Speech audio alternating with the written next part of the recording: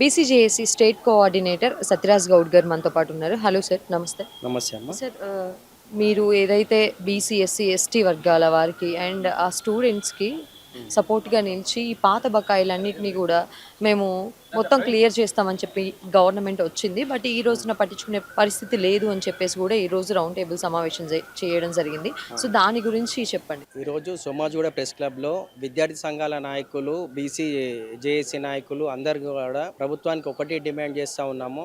ప్రభుత్వం వచ్చి దాదాపు 27 నెలలు అవుతుంది. ఈ ప్రభుత్వం గద్దెనెక్కి రేవంత్ రెడ్డి ముఖ్యమంత్రి అయిన తర్వాత. గతంలో ప్రభుత్వాలు విద్యార్థుల జీవితాలకి చదువుకోవడానికి ఫీజు రియంబర్స్మెంట్ కానీ, స్కాలర్షిప్లే కానీ, హాస్టల్ ఫెసిలిటీ కానీ, సంక్షేమ హాస్టళ్లలో కూడా అన్ని సౌకర్యాలు ఇచ్చేవి. ఈ ప్రభుత్వం వచ్చినాక విద్యాశాఖని రేవంత్ రెడ్డి గారి దగ్గర పెట్టుకోండు. ఆ శాఖని ప్రక్షాళన చేస్తా అన్నాడు.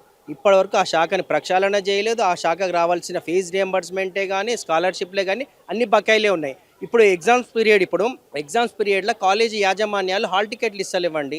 హాల్ టికెట్లు ఇవ్వకపోతే విద్యార్థులు ఏ విధంగా ఎగ్జామ్ రాస్తారు? విద్యార్థులు మనోవేదనకు గురైతే ఉన్నారు. కొంతమంది విద్యార్థులు అయితే చనిపోయే పరిస్థితి ఉంది.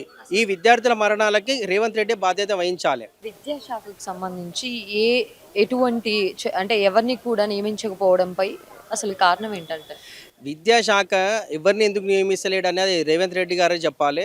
అసలు యాక్చువల్గా ఆయన హోంశాఖ ఆయన దగ్గర పెట్టుకుంటూ, విద్యాశాఖ ఆయన దగ్గర పెట్టుకున్నప్పుడు విద్యాశాఖకి సంబంధించిన ఈ స్కాలర్షిప్లే కానీ, సంక్షేమ హాస్టళ్ళల్లో బాత్రూమ్లే కానీ, ఫ్యాన్లే కానీ, మిగతా క్రీడా ప్రాంగణమే కానీ వాళ్ళకి ఏవైతే అవసరం ఉంటాయో ఆ కనీస సౌకర్యాలు కూడా ఈ ప్రభుత్వము వాళ్ళకి ఇవ్వకపోతే నేటి విద్యార్థులే రేపు భారత పౌరులు అంటారు కదా. విద్యార్థులకి కనీసము చదువుకునే వాళ్ళకి కనీస ఫెసిలిటీలు ఉండాలి. ఇంకో విషయము, ఇటువంటి సంక్షేమ హాస్టళ్లల్లో ఫీజు రియంబర్స్ మీద ఆధారపడే వాళ్ళు మాలాంటి దళిత, బీసీ, ఎస్సీ, మైనార్టీ వర్గాలు మాత్రమే.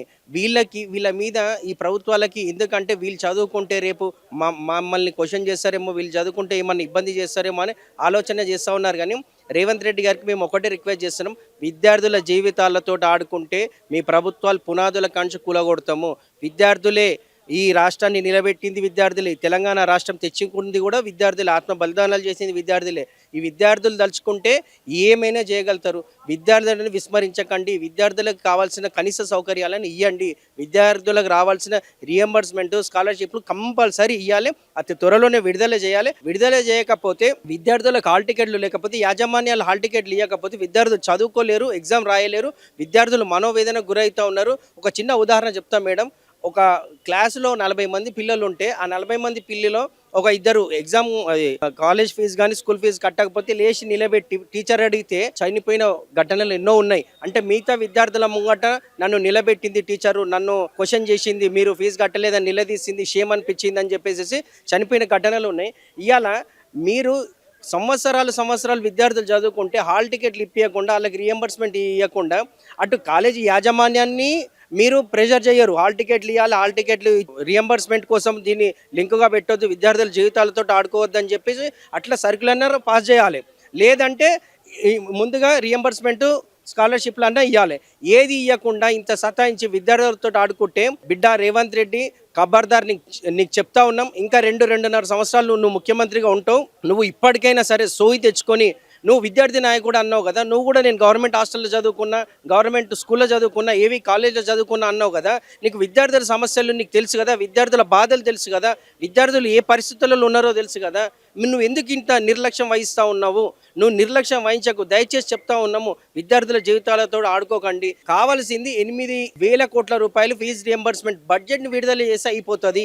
ఆ బడ్జెట్ ఎందుకు విడుదల చేస్తలేవు? చిన్న ఉదాహరణ ఒక మాట చెప్తా. మీరు గాంధీ కుటుంబానికి మేము గాంధీ విగ్రహం కట్టిస్తా, తెలంగాణలో 5,000 కోట్లతోటి విగ్రహం కట్టిస్తా అంటున్నావు కదా.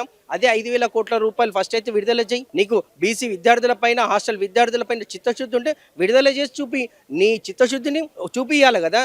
ఇంకొకటి, మొన్న అన్నావు ఏది, వికారాబాద్లో డీసీసీ ప్రెసిడెంట్ల సమావేశంలో మాట్లాడింది ఏంది, మా కాంగ్రెస్ కార్యకర్తలు తలుచుకుంటే ఒక్కొక్క కార్యకర్త 10 రూపాయలు ఇచ్చినా కానీ 10,000 కోట్లు గాంధీ కుటుంబానికి ఇవ్వగలుగుతాము అని అన్నావు కదా. అవే చందాలు వసూలు చేసి ఈ రియంబర్స్మెంట్ని సంక్షేమ హాస్టళ్లలో ఫెసిలిటీలు బాగు చేయి. నీ కాంగ్రెస్ కార్యకర్తలు చేయండి, చేసి ఆ పేరు మీరే క్రెడిట్ కొట్టేయండి.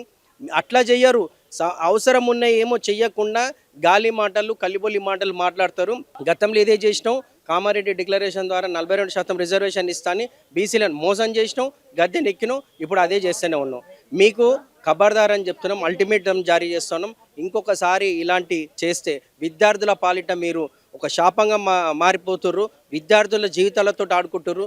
మీరు ఈ విద్యార్థులకు కంపల్సరీ మీరు రియంబర్స్మెంట్ విడుదల చేయాలి. విడుదల చేయకపోతే అసెంబ్లీ ముట్టడిస్తాం. విద్యార్థి సంఘాలు అందరినీ తీసుకొని ఉస్మానియా యూనివర్సిటీ, ఓయూ యూనివర్సిటీ, అన్ని యూనివర్సిటీ విద్యార్థి నాయకులతోటి, కాలేజీ విద్యార్థులతోటి అసెంబ్లీ ముట్టడిస్తాం. నీ గాంధీ భవన్ ముట్టడిస్తాం. అవసరమైతే నీ ఇల్లు కూడా ముట్టడిస్తాము. విద్యార్థుల జీవితాలతోటి చెలగాటమాడొద్దు. ఖబర్దార్ రేవంత్ రెడ్డి.